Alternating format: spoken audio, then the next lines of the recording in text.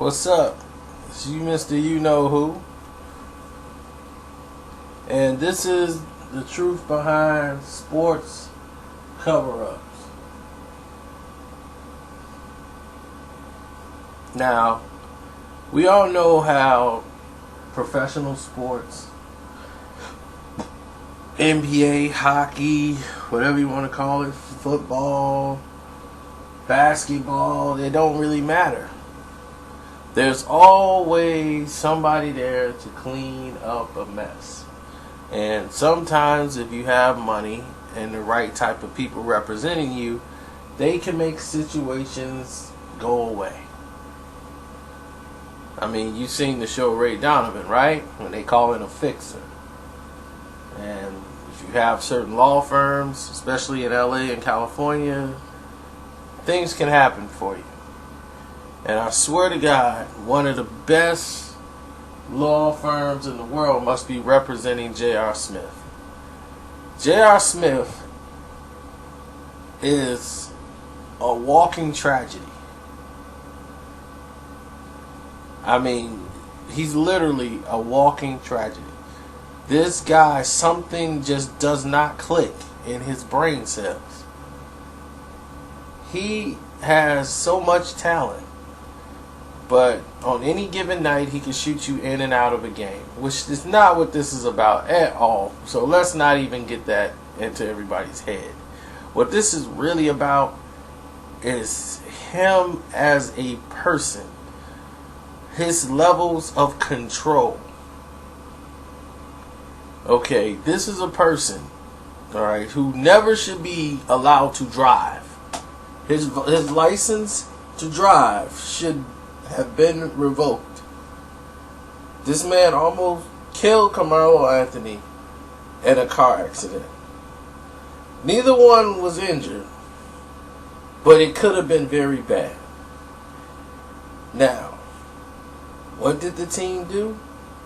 Denver decides, okay, this is what we need to do. Let's clean this up before we release this to the press. So they only sent out a statement that Smith was driving Carmelo Anthony's car, and because the police that were involved are very friendly with the team, they didn't want to see the team or the players punished. They took care of it without it having to go to court. Okay? Giving him another pass. And J.R. Smith was cited already for like 5 other tickets in like 5 months. Seriously. I kid you not. He was a legally driving human being, and his license has been suspended 5 times in 8 months. And while it was suspended, he was back legally driving.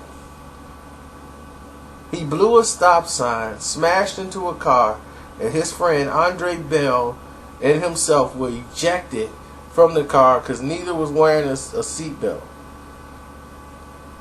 And Bell had a head injury from the actual car accident, and he passed away, 21 years of age.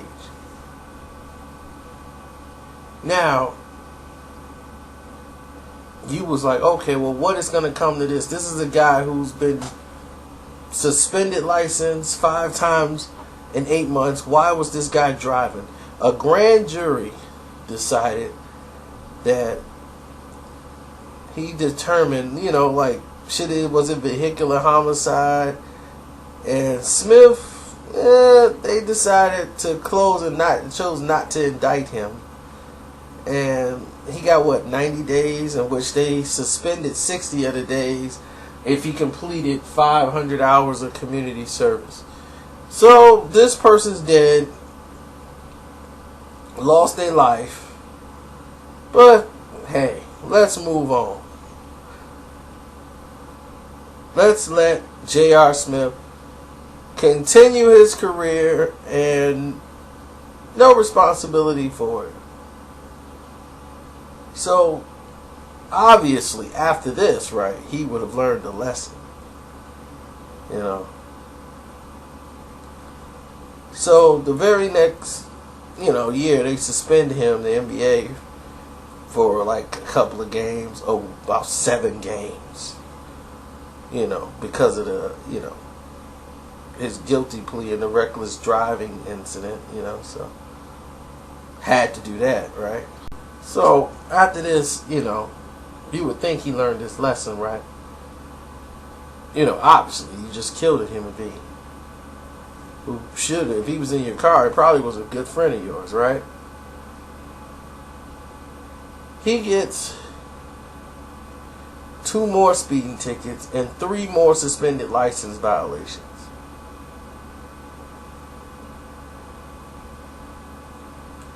And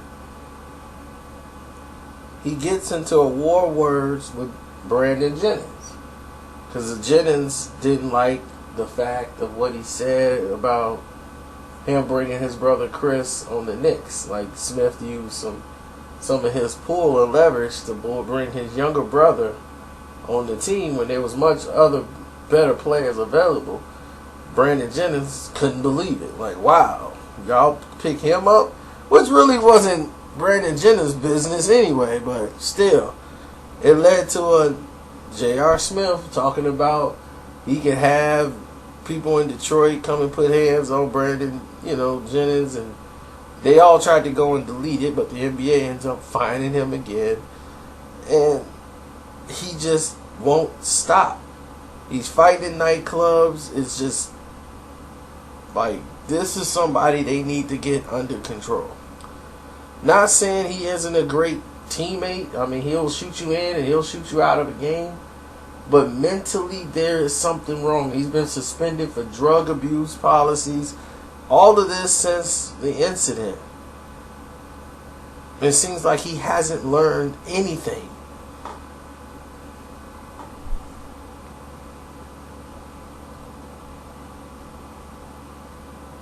So, hopefully, somebody's there to work with him, but I just don't understand it. I really don't. Y'all tell me what y'all think about that situation as we go into another. Truth behind sports cover-ups. Pat Tillman. Pat Tillman was just an average football player, very passionate about the sport, very influential, and felt that his life needed something more. And when 9/11 happened, he was somebody who drank the Kool-Aid. He saw the people, the buildings, the fire, the smoke, and felt, we're under attack. We need to defend this country. He was all American. So him and his brother was already trying out to go to Afghanistan and be an Army Ranger. And he decided, if my brother can do it, then I'm going to do it too. That's my brother, I'm going. So he went to basic training, turned down $4 million contract with the Arizona Cardinals. And people are like, whoa, we were just going to offer you $4 million contract. He turned it down and said, when I get back, from my service, I'll come back and do it. He married his high school girlfriend before he went to training, him and his brother. They became Army Rangers, and they were in the 75th Regiment over there in Fort Lewis. And Operation Iraqi Freedom. Now, while they were on this mission, They were in an area that was supposed to already be like quarantined. Like no one was supposed to be there. Like Pat Tillman, his unit that he was in was supposed to go in when everything's been cleared out. You know, they had already went over there and reconned that area. And I guess it wasn't reconned enough, and Pat Tillman was shot and killed in action on April 22nd, 2004.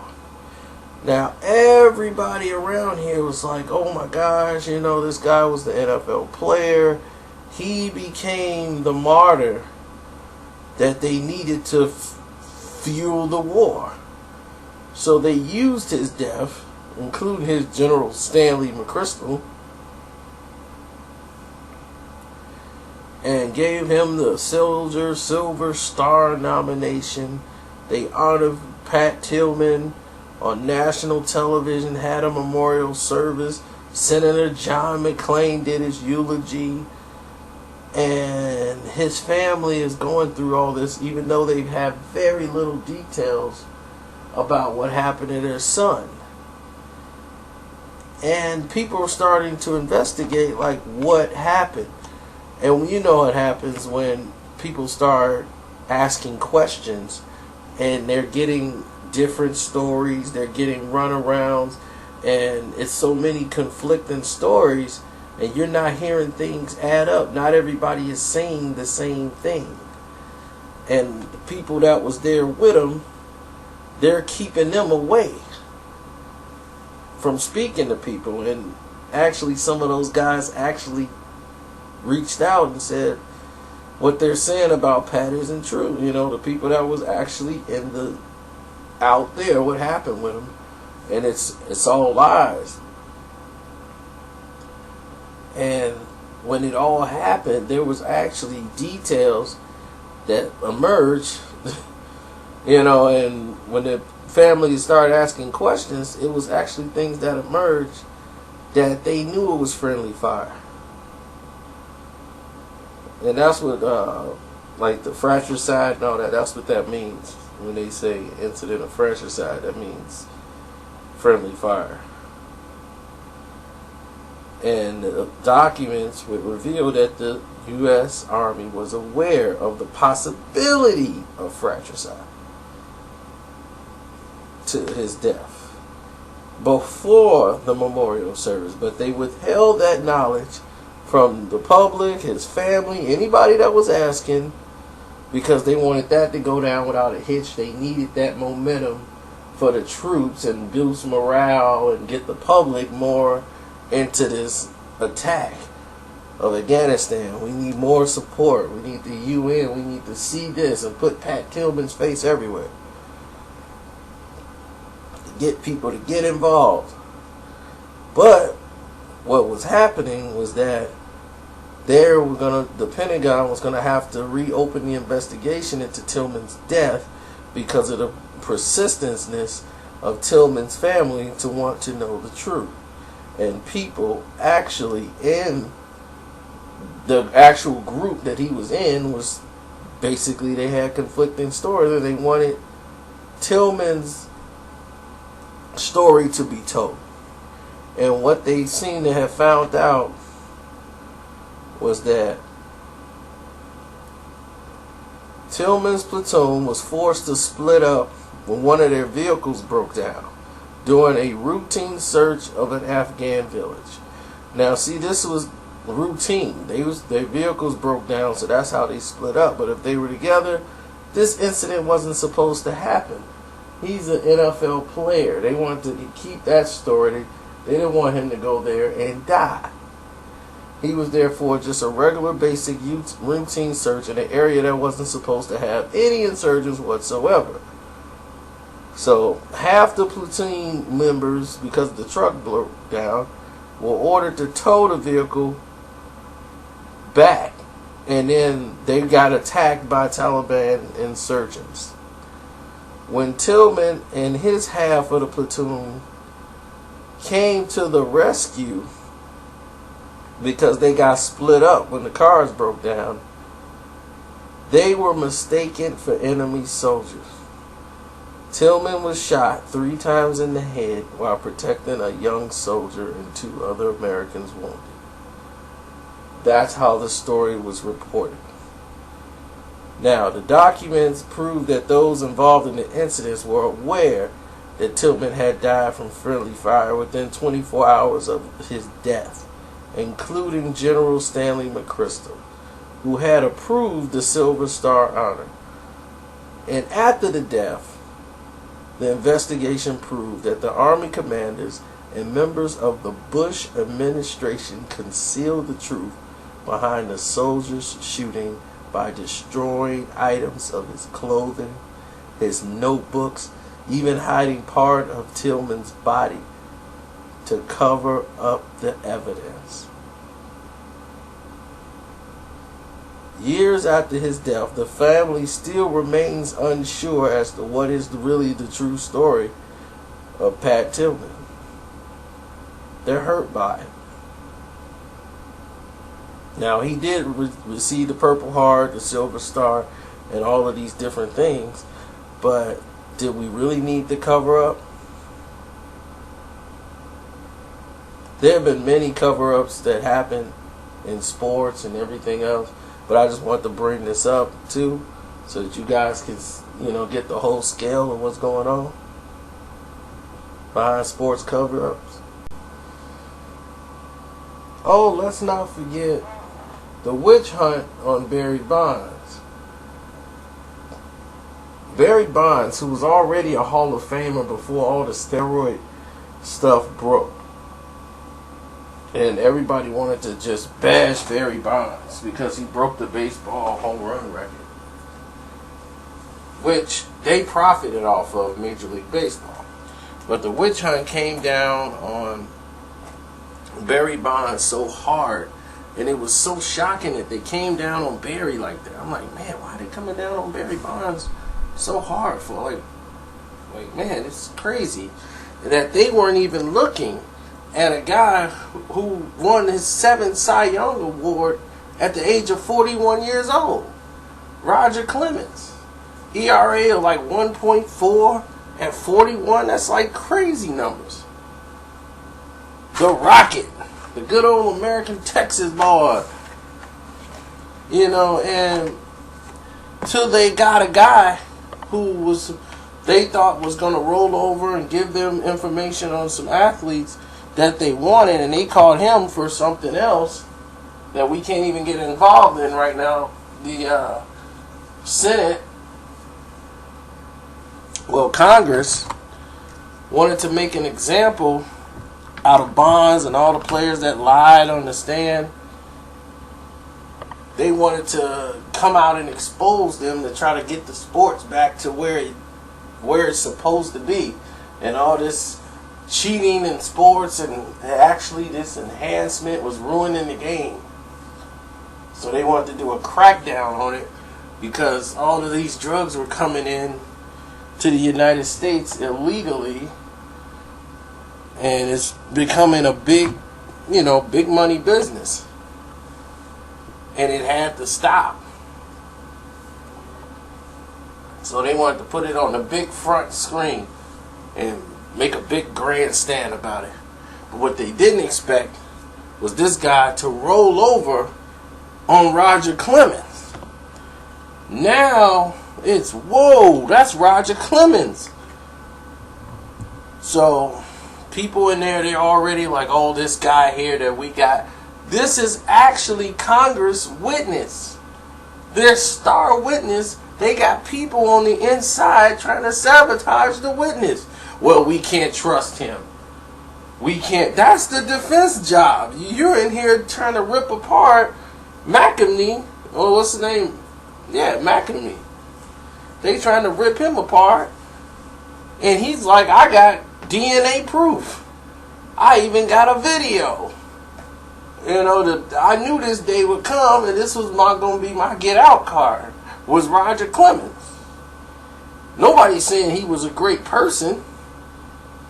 McAmee, nobody said he wasn't a criminal. Nobody said he wasn't any of these things. But one thing he was not a liar.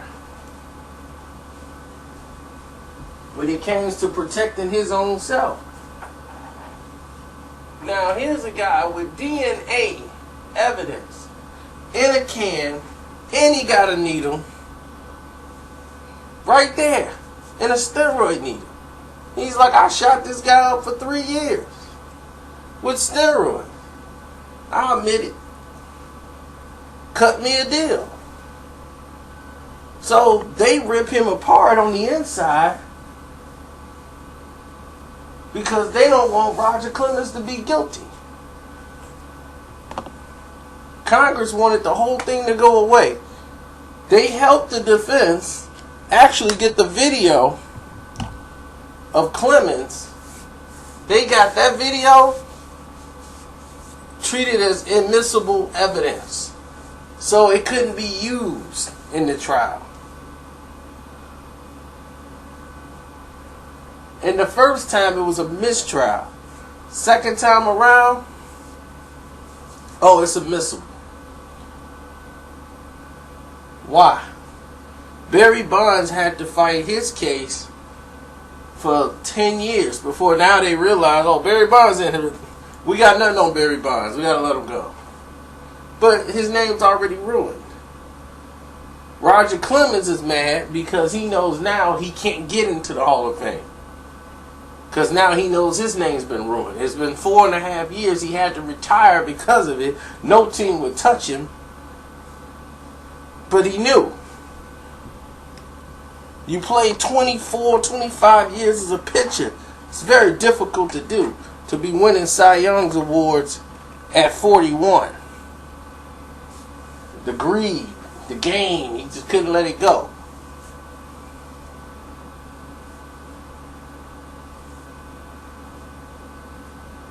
But they covered up nice for him. Gave him a whole Roger Clemens cleared on all charges so he can be on the ballot for the Hall of Fame. Yeah, they cleared it up pretty nice for him. But Barry Bonds, that no good Barry Bonds.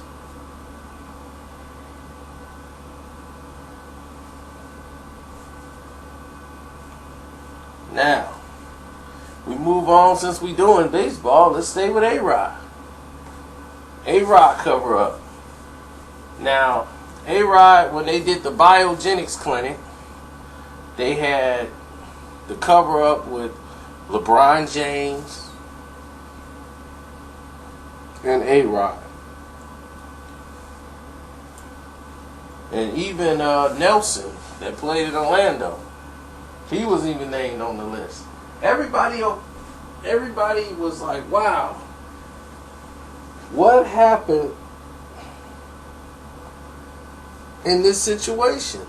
A-Rod manager, cousin or whoever he was, who was giving him this, who introduced him to the guy with the biogenic drug, I keep forgetting his name. That guy, Bosch or whatever, that guy who ran that clinic promised them, like, we run a biogenic clinic. Okay? This stuff is enhancing without steroids. So, this is what's going to shock everybody. Alex Rodriguez was telling the truth. And nobody wants to believe that. And because of his track record. But this time, he was telling the truth.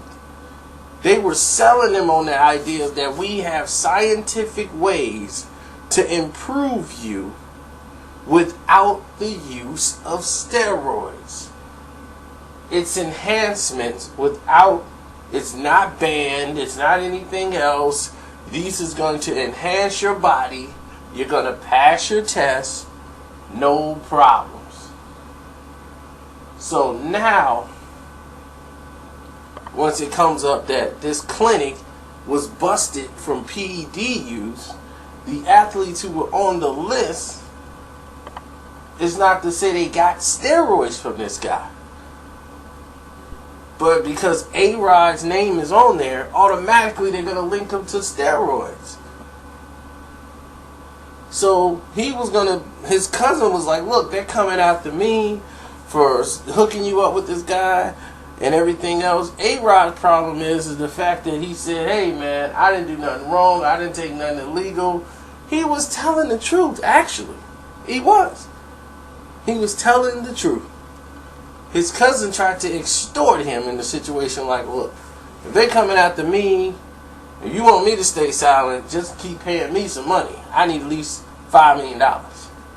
His own family is extorting him not to come out and say anything. So he's paying it. He's paying them, like giving them payments just to keep quiet because he don't need the noise mixed with his name. So then Major League Baseball like, no, we got to get A-Rod too. He's the big name on there. He's hot. We got to take him down. It's A-Rod. And now the Yankees got to pay him $61 million. Of course, after that 61, he's done. But they got to pay him this. So he's got those final 3 years, and then they can get rid of A-Rod. But he really, this time, was telling the truth because he was misled by a guy who was running a clinic that had steroids and performance enhancing superfluids and everything else in that place. And LeBron James secretly was getting supplements there through a person he trusted. But all of that was swept under the rug when it was LeBron James. And the NBA, they had Jamari Nelson on there. And Jamari Nelson used to walk in and buy his personally. The owner started burning records so nobody could find it. Where was those recovered files that they didn't burn? The one that had LeBron James' name on it. They burned it. All of a sudden, the lab didn't exist. LeBron, who had never appeared in that place. Why LeBron James never appeared in that place? Why did he have to have somebody go get it in code? Why was it such a big thing for him? And immediately when this happens, he started to suffer injuries. His gameplay went down.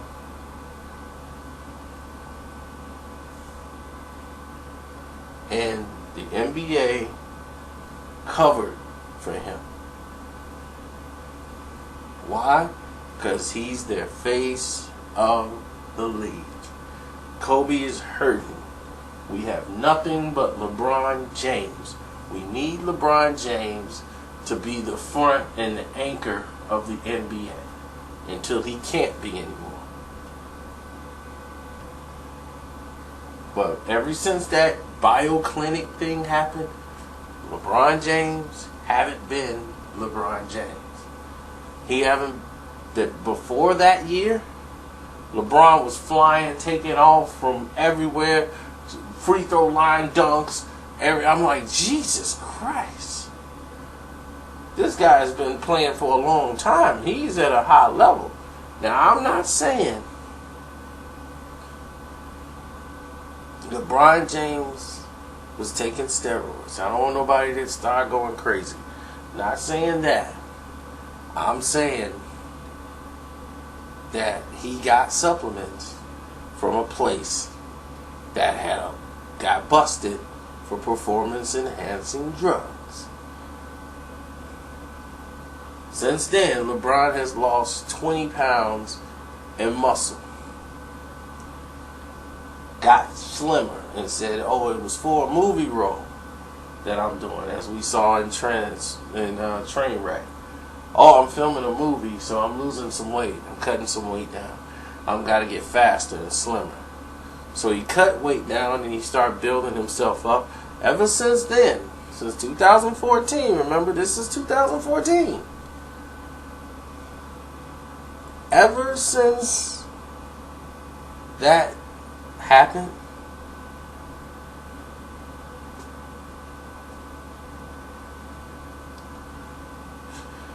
you tell me,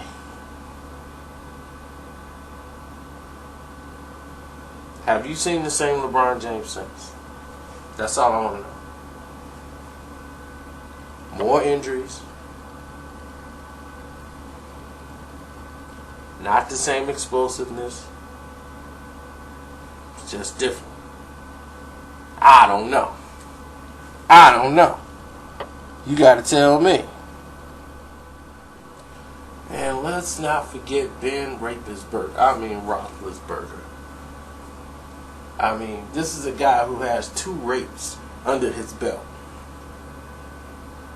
In the NBA, the NFL, which we all know about them already, swept it under the rug.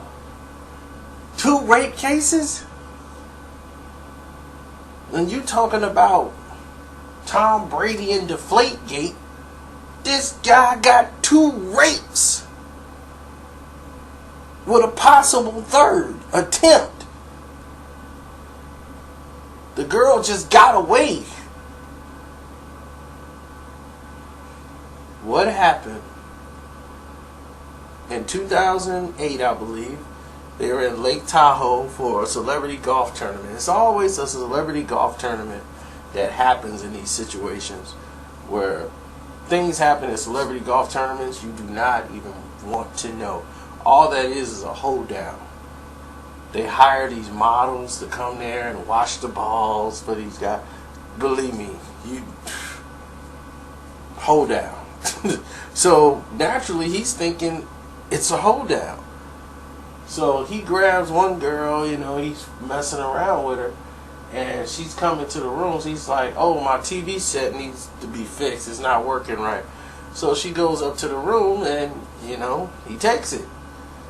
And then she complains to hotel security that what just happened. And they was like, look, he knows the owner of this place. It's not nice to cause waves. You should be happy you had a chance to make out with an NFL star like that. This is what security's telling her. You should be happy you have been raped. Now this case was blown up. Everybody's no. They made her out to look like a slut who tries to seduce men for money.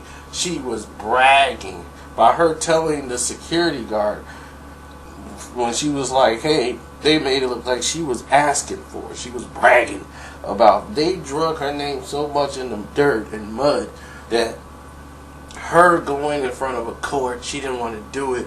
She just settled. They took a settlement for it to not go to court.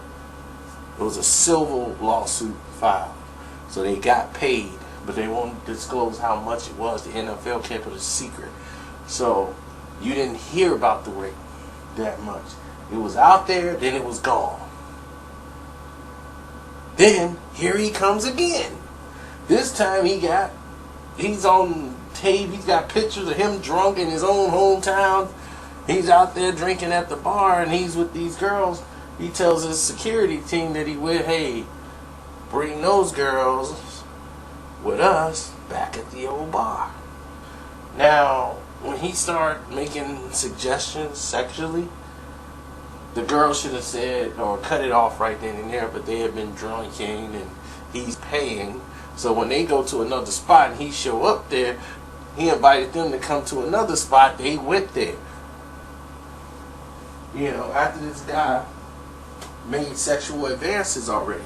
This is what you don't do if you're a woman. If you feel uncomfortable and don't want to go to the next level, or this guy might go there, he's making suggestions that you feel that you don't like, you don't go there, but it don't give him a right to rape you. Now, she goes upstairs, they all sitting there, then security come and asks the one girl, hey, come with me. And he takes her in a room and sits her down on the bar, and then he leaves out. Then Big Ben comes in the room with his thing out, like, hey, it's party time. And she's like, oh no, I'm not with this. And then she tries to leave the room, but she ends up going into, it's a room where it's like a restroom. So he goes up in there, and she said no, and he's saying yes. Security, the friends are trying to get her out of there, like, what's going on in there? Where my friend is, she shouldn't be back there with him. And the security like, look, I don't know what's going on. And then they're trying to open the door. The door's locked. Then her friend comes out of there and was like, we need to get out of here now. And then, of course, they go out there and they find the first cop they see. And the first cop they see, Sergeant, what's his name, Blark or whatever his name is. And he goes out there and badgers her for being raped. And I'm like, why are they bashing this woman for being raped? It don't even make any sense. Like, this woman has just been attacked and sexually assaulted. Why are you bashing her? She's the victim. So everybody is caught into the details of this incident, and now it became a big thing because it got picked up on all the news, and by it being in his hometown, they were trying to keep this one under wraps like they kept the other rape, but now this has gotten out of control now. So now it's ESPN, it's everywhere else about Big Ben and this rape incident. And now they got to try to clean it up because there's pictures of him with these girls. So now they're trying to say, oh, no rape took place here. She wanted to go with Mr. Roethlisberger. We're going to beat this thing. And all they knew was that the cop that they walked up to and talked to, Blash, he's a big Pittsburgh Steelers fan and a Roethlisberger fan. So he comes right, hey, you trying to, bash Roethlisberger. You trying to take him down. You effing B, you drunk. So Sergeant Blash, was relieved of duty. After the whole case was resolved, they finally relieved him of duty. They never said why they let him go, but you can pretty much effing understand why he was let go. Of course, Roethlisberger does not he did not allege any sexual intercourse with the woman. He remembered her falling down, hitting her head, and the females being mad that they could not come to the back. That's all he remembers.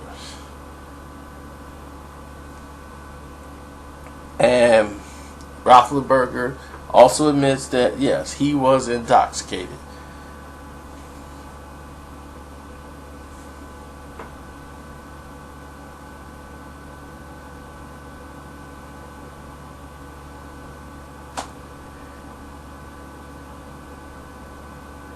So, all I know is the NFL did everything in their power to not disclose all the details, and then they decided on no criminal charges against Ben Roethlisberger. Roethlisberger then goes and makes a speech, happy to put this all behind him once he's clear that they're not going to even file criminal charges against him. He's now dodged 2 bullets.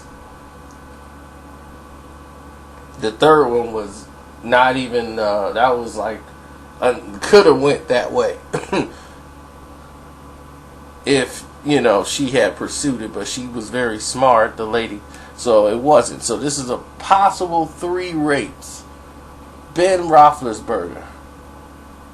But yet, you hear about Michael Vick and a dog.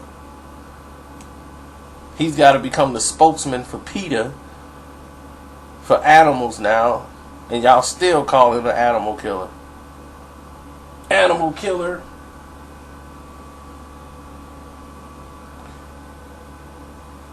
And this is where it goes into another. I'm having problems with my shoulder, y'all. That's why I stop sometimes. I think I got a pinched nerve in my neck where the shoulder meets the neck. And that's why I stop sometimes. Y'all hear me like taking pauses?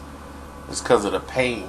It shoots. It's like, gotta deal with it.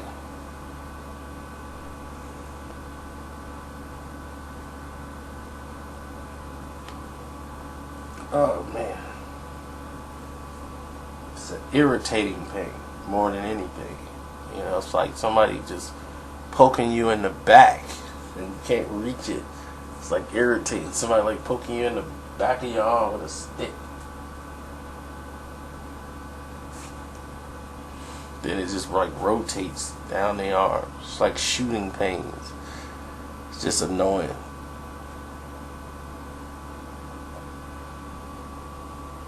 But back to Berger. So Berger tells the NFL that I'm going to clean up my act. And this is something that a few people know about, but you guys should know about. You guys hear about it all the time, but you never heard about it from somebody on the inside. And me, I'm going to tell you guys the truth of what happens. You see a lot of these athletes, they up and get married right after controversy, right?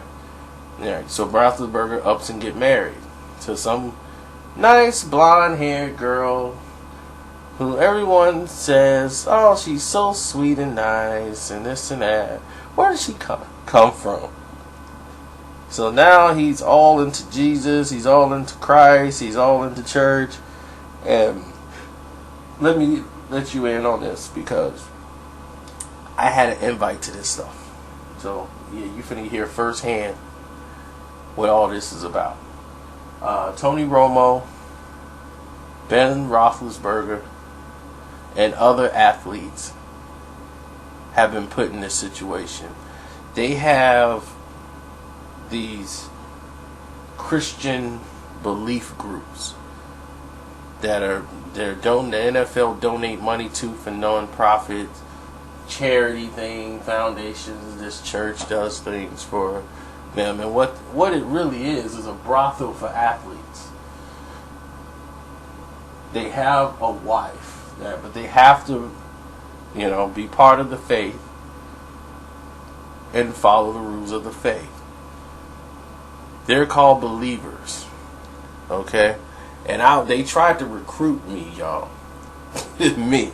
Oh yeah, I couldn't wait to go. So I got an invite to go. Because you have to be invited. You just can't go in and say, oh, I like this place, I want to join. Don't work that way. And when you become a believer, and that's what they call themselves, it's an entirely different thing. See, I live in an area where we have rich friends. People who have millions of dollars, and they all live around me. So I don't have millions of dollars, but I'm friends to people that have millions of dollars. So when I get invited to come in, and they lure you in with like, oh, we're having a non-alcoholic, there's no drinking, there's no smoking, there's food, and you donate the money you want to spend for the food. So it's like, oh, okay, they're doing a collection, and he's like, oh, you pay what you want here. We're just making everything. It's a get-together. It's lemonade everywhere. And so what they do is, this is for athletes mostly. Like for star players, they have their certain believer groups that are for athletes, where the woman has to do what the man says all the time. There is no conflict. She has to do what the man says. The man runs the household. That is one of the rules of being a believer. They don't believe in the woman having a place to say and tell a man what to do. The man makes the decisions. The man makes the rules. I say, hey, I like this. Sign me up. So, what the believers wanted to do was to find out more about old Kev. The believers was like, hey, we're the believers. How do you feel about Jesus Christ as your Lord and Savior? How do you feel about the world? What do you do? Are you married? Do you have kids? So they went and found a believer woman that they had who, I guess husband wasn't filling in the void. He was kicked out, so she's there with her 2 kids. They're trying to match her up with me. Like, we have someone for you. She's a believer too. And she understands the rules of being a believer. That what a woman places to do in the household. I'm like, oh, so she's a believer. Yeah, she's a believer. So they're letting me know if I get with her, she's going to do everything I tell her to do. All my decisions is my decisions. But I have to follow the laws of being a believer. So, they's like, just come in and see how the church works one day. I'm like, I can't wait. So, I'm like, oh, I will be there with bells on. So I get in there, I sit down, I said, alright, let's see this. Let's hear what's going on in here. So here's this big screen. They're showing these kids. It was like a commercial of how they go and feed the people overseas. And like, we're taking a trip to Africa to feed the people. All we need is donations and everybody can go over there. We're doing a non-profit to go feed and help. I'm like, oh, that's nice. Okay, let's hear about the Lord. Let's hear about the book. Crack the book open. What are we going to hear? There's nobody cracking the book. I said, well, are they going to go from the Bible? And the person that invited me, my friend, is like, oh no, we don't go from the Bible. Not all the time. It's like, he'll take things from the Bible, and it's like on this they got this screen, like they pull down like a projector, and then they put the little stories up there. I'm like, that's like Jonah and the whale. Okay, we're on Jonah. Why does everybody start with Jonah and the whale? Why are they on? Okay, so I'm watching this. I'm like, all right, Jonah and the whale. All right, whatever. And the whole sermon, they sing songs, and everybody's clapping and happy. And I said, wow, this whole 3 hours I've learned absolutely nothing. Jonah and the whale lasted about an hour. I've seen pictures of people going on pilgrimages, feeding people in Africa. It's like a Sally Field commercial, and everybody's eating. It's cookies, it's breaks, it's everybody's friends, and it's a believer, and all the women are here to serve you. So this is what they have for the athletes. Ben Roethlisberger was provided a wife, which he married. He joined the church, and now he's a spokesperson. They have the kids. He's a believer now. It has cleared his image. Tony Romo, same thing, had an image problem. The NFL helped him out, told him to go here. You will find a wife. She's a believer. And there you have it. Now he has his kids. And now they're all into the church and everything else. Wonderful for them. Needless to say, I did not join the believers. So they viewed me as a non-believer. And my rich friend turned his back on me. So that was actually the last time I seen him. I wasn't buying into them trying to put me in a relationship with a woman and 2 kids. And being a believer. I wasn't getting there like, this isn't working with him. We're trying, we're all showing him so much love. Even though he's very nice, I don't think it's soaking in. I don't know if he's gonna work out. I'm like, brother, I'm a Hebrew Israelite.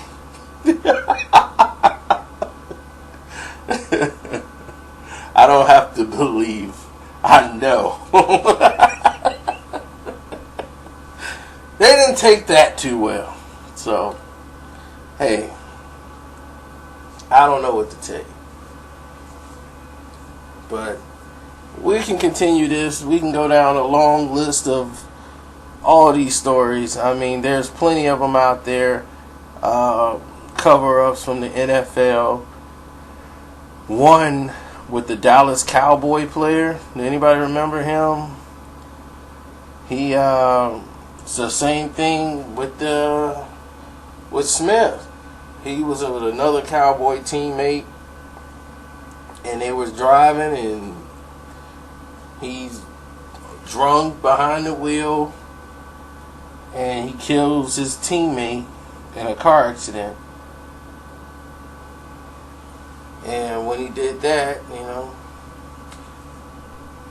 no jail time. He had like about a year suspension, and he's back on the field. That guy, what was his name? Josh Brent.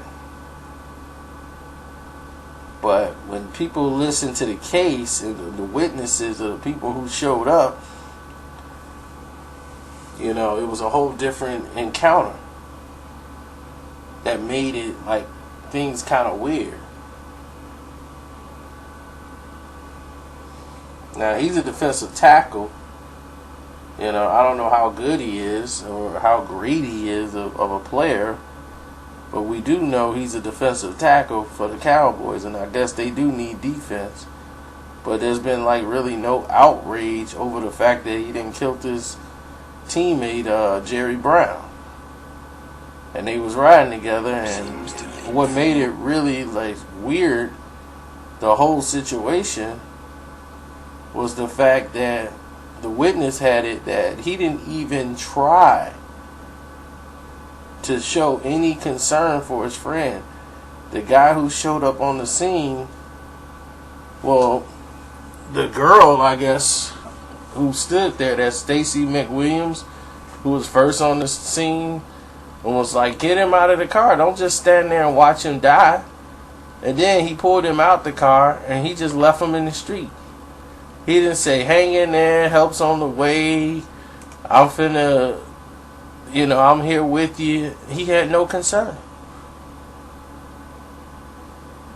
But Brent describes Brown as his best friend. And then they put, he had 180 days, 45 he spent in a rehab facility. But you can come back on the team now. This guy's dead forever. The NFL, they have a cleanup program that if you're useful to them, you can be protected. A lot of people ain't going to like this, but it is what it is. So, there's plenty of stuff I can do. This is going long enough.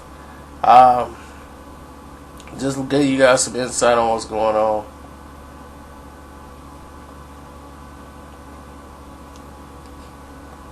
I'm tired now. Let me go and lay down. Good night.